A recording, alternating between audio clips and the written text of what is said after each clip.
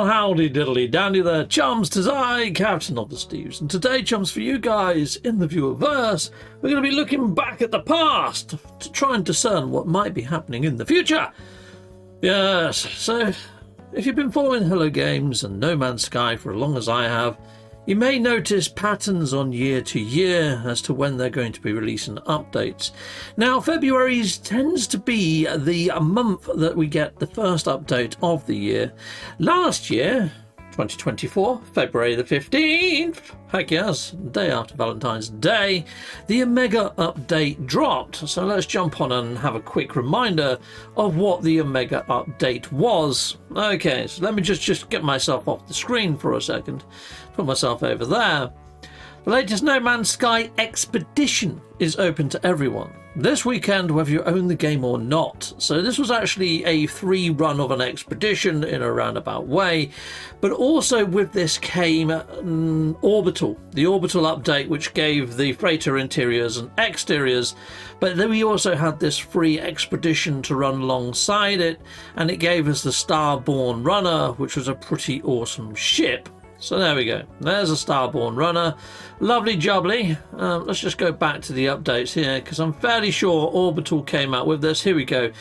Actually, I tell a lie. Orbital came out in March the 27th. So we saw an expedition in February last year, followed by the Orbital update a month later. Of course.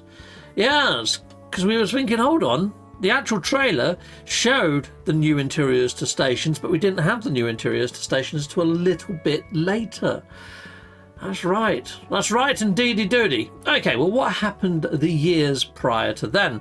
So this is an article by The Gamer, and if you just do a search up here, just put in Feb, you're going to find all of the updates that happened in Februaries of years gone past the 2024 mark up to 2023. This still works. So in February of 2020, we got the Living Ship quest line and new space encounters, which was pretty darn cool. So yeah, new ship type and new space encounters. Pretty darn nice. Okay. In another February, in February 2021, we had No Man's Sky Companions, which gave us the ability to tame and keep creatures and also do creature breeding. It's a pretty decent update, that one. Kept us busy for some time, especially since we didn't have any pets or any mounts back then, so that was kind of fun. February of 2022, we had new Sentinels added into the actual game. Yeah, so the ones that spawn in other Sentinels and repair other Sentinels and all sorts of other shenanigans gone in there. Combat improvements, reworks to weapons, extra sort of haptic feedback and all that sort of shenanigans. Sentinel pillars added in so you can shut down Sentinel activity on planets. All sorts added in February of 2022. Lovely jobs. So what happened in February of 2023? In February of 2023, we had the No Man's Sky Fractal. And that was an expedition that gave us the Utopia Speeder. It came with a little bit of a VR overhaul and brought it to PlayStation VR 2 and done a little bit of hardware jiggery pokery and added in the Wonders catalogue into the actual verse. Other than that, it was relatively small. So we've had a bit of a mixture in February when you look at things, people, off the top of it, to be fair. It could be that we don't get a larger update till, say, March in a roundabout way, like the Orbital update. So let's just hit play on this for a second. I made that a bit bigger just so we've got that running in the background. But yeah, it's one of those. It could be good. It could be big. It could be small. It's because we're going by patterns, where patterns in February are usually an expedition. We've just had all the reduxes of older expeditions, and in February is normally where we get a new expedition. We've had that with Fractal, and we had that with Omega. We have had Companions and Sentinel as an update in February, both of which have been relatively large.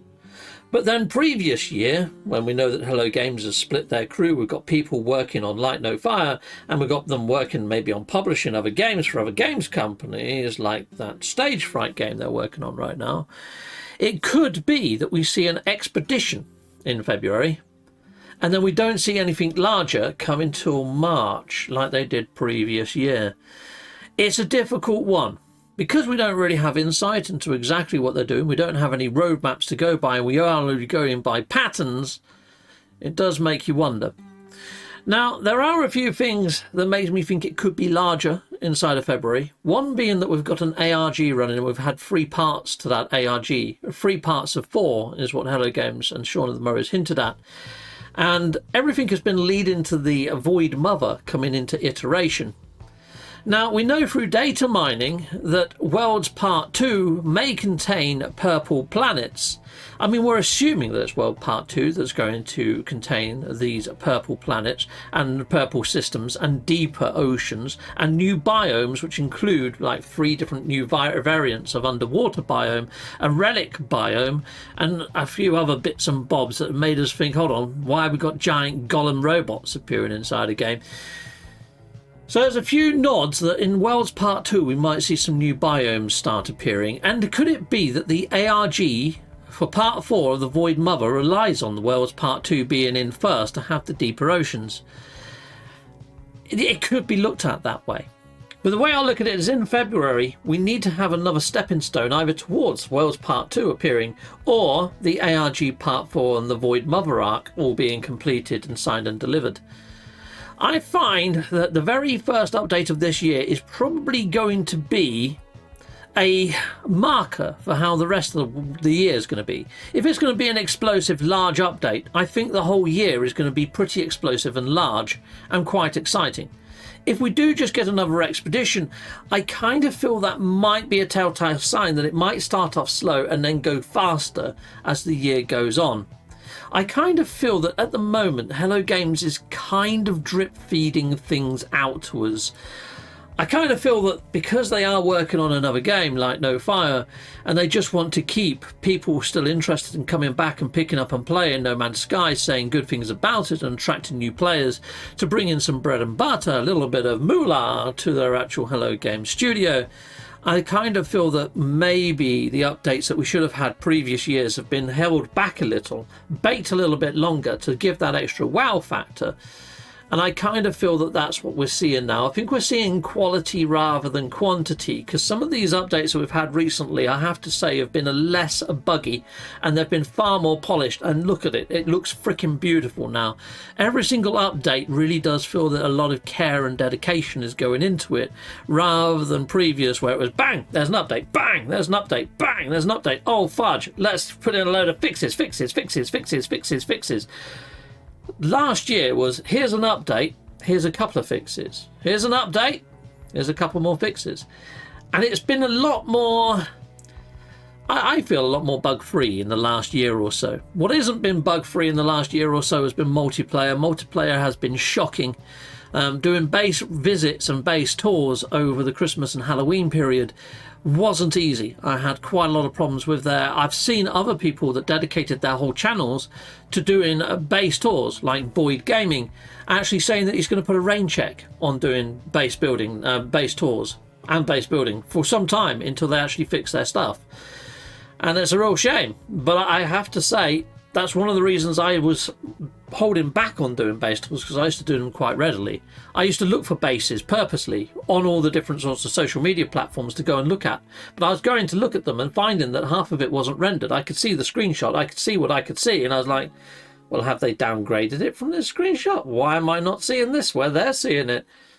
Just so happens that there was rendering issues. And it's not just limited to PC. It's not just limited to PlayStation 5. It seems to be that you get hit and miss bugs and rendering issues no matter what platform you're on. But anyway, people, that's my sort of speculation for February. So what exactly have I speculated for February? Well, I've said that if they follow last year's pattern, we may see an expedition followed by a larger update in March. However, if we go by patterns from the years prior to last year, every single year has been quite a beefy update in February that's really got people into the game and coming into play. So I kind of feel that Hello Games might do what they did last year. Give a free-to-play expedition to entice new players over. and then I think they might do a bigger update in March. That's kind of where my gut feeling is, but I'm really hoping that we hit this year with a bang, and I'm hoping we see ARG Part 4 or Wells Part 2. If we don't see it in February, I think we'll probably see it in March. That's my speculation. Till next time, goodbye, goodbye, and goodbye again.